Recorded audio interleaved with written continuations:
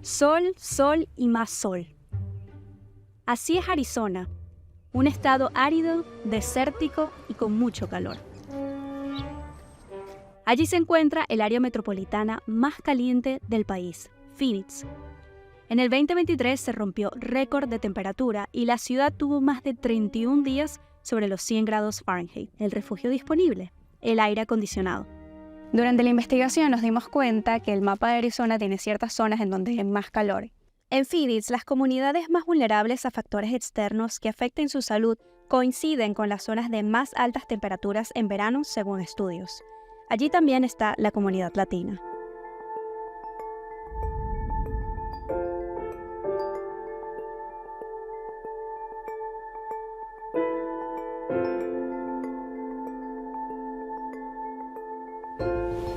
Llegamos a Maryville, un área donde viven latinos en Phoenix y que registra altas temperaturas por la forma en la que está diseñada. Pero no todas las zonas de Arizona son así. Es muy diferente a zonas residenciales de altos ingresos como Scottsdale, que tan solo queda a 30 minutos en auto. Pero volvamos al asfalto para conocer a Jazmín Moreno de Poder Latinx, una organización que aboga por la justicia ambiental en la comunidad latina. Y le preguntamos cómo se comparan las zonas donde viven latinos de otras. Estamos ahorita en la comunidad de Maryville, que es reconocida como Little Mexico o México Chico. Se llevó a cabo ese nombre porque la mayoría de la gente aquí son hispanos. Y también se reconoce la diferencia de los árboles, entonces no hay mucho árbol, hay mucha banqueta, mucho pavimento. Y la verdad es muy triste para la comunidad hispana que vive aquí el contraste tan diferente, el diseño de las ciudades, porque hace falta muchos árboles para el clima de aquí de Arizona y es algo que nuestra comunidad no tiene acceso a eso aquí. Hay lugares donde la gente puede salir a disfrutar afuera y aquí simplemente no hay nada de eso. Muchos carros, tráfico, cemento y pocos árboles son la fórmula perfecta para subir la temperatura a niveles intolerables. De manera que siempre hay que tener el aire acondicionado prendido y por lo tanto suben los costos de electricidad. El promedio de la gente aquí sería menos de $24,000 al año, que sabemos que como está la renta, como están los precios, que Arizona ya es un estado muy caro. ¿Y de ese dinero cuánto destina a electricidad? Muchísimo. En lo que es los meses más calientes de julio, agosto, bueno, de mayo hasta septiembre, un promedio, por decir, en mi casa son casi $400 al mes. En Phoenix, la porción del ingreso que se gasta en electricidad es 20% mayor para la comunidad latina que para la población general. Masabi Perea, subdirector de Chispa en Arizona, nos explica este fenómeno. Eso trae otro efecto que se le llama pobreza energética, que lo que significa es de que hay mucha comunidad que gasta una mayoría de su sueldo en pagar la electricidad, ¿verdad? Y para las comunidades latinas, el bolsillo no es lo único impactado por el calor. También la salud se ve deteriorada. El problema de tener altas temperaturas es que el cuerpo humano no se puede recuperar. Nuestro cuerpo necesita estar por debajo de los 80 grados Fahrenheit, de manera que no tengamos un daño importante en los órganos y en nuestra salud. Y de hecho ya hemos visto el impacto y cómo esto se ha reflejado, porque ese mismo año, en el 2023, en Phoenix se registraron aproximadamente 400 muertes asociadas al calor.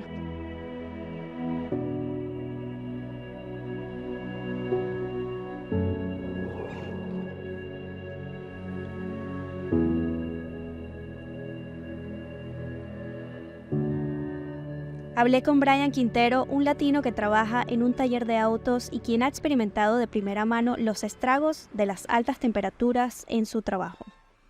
¿En tu trabajo has experimentado fatiga por el extremo calor que hay aquí en Arizona?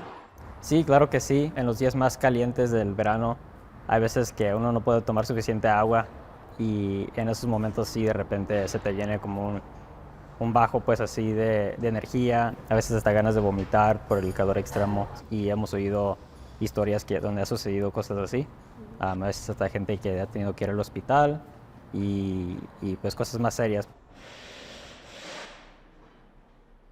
Pero es justo en la fuente del calor donde surge una solución. Los rayos del sol captados a través de paneles solares reducen los costos de electricidad y también refrescan casas y comunidades.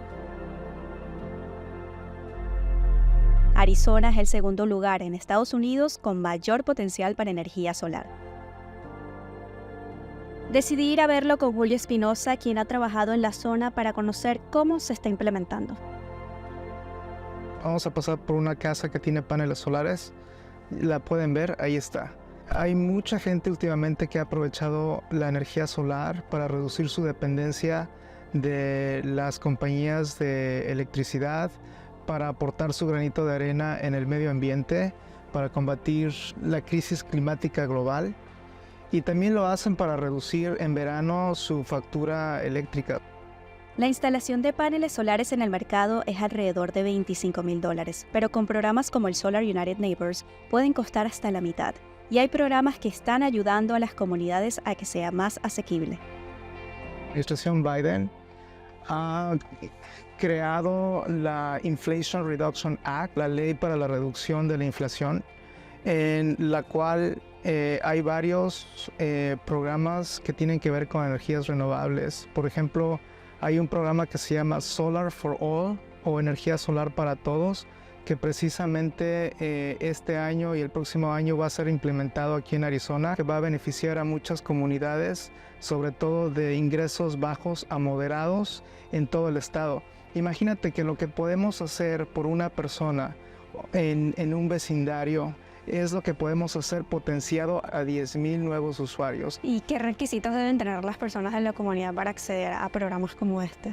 Hay dos requisitos importantes. La primera es que tienen que estar en una zona de justicia 40, es decir, una zona ignorada, que esté en el censo del 2020, tipificada de esa manera como una zona olvidada, una zona de bajos recursos. La otra es que sus ingresos no pueden ser mayores hasta cierto techo. La Justicia 40 es un compromiso asumido por el gobierno de Joe Biden que establece que el 40% de ciertas inversiones federales fluyan hacia comunidades desfavorecidas. Laura es una latina que con estos programas instaló paneles solares de forma gratuita en su hogar. Ella nos mostró sus facturas de pagos actuales. Tengo aquí mis facturas. Yo tenía un plan que le dicen el budget, cada mes pagaba $187 mes tras mes. Cuando mi última factura de la compañía, costo total de la electricidad que fue en septiembre, eran $275 por ese mes. Y ahora, que es marzo, obviamente no se compara por la calor, pero mi factura fueron $88.46 y al final yo pago $70.1 porque le vendí a la compañía a $18 de electricidad que produje. Electricidad. Eso es un ahorro como de $100 al mes. Y este año, cuando hice la declaración, el gobierno me dio un crédito de como $2,600. Al principio fue un poco confuso entender cómo se iba a manejar, porque también recibí lo que es en el grant de la ciudad. Al final del día estaba haciendo un beneficio para el medio ambiente, entonces califiqué para ese crédito.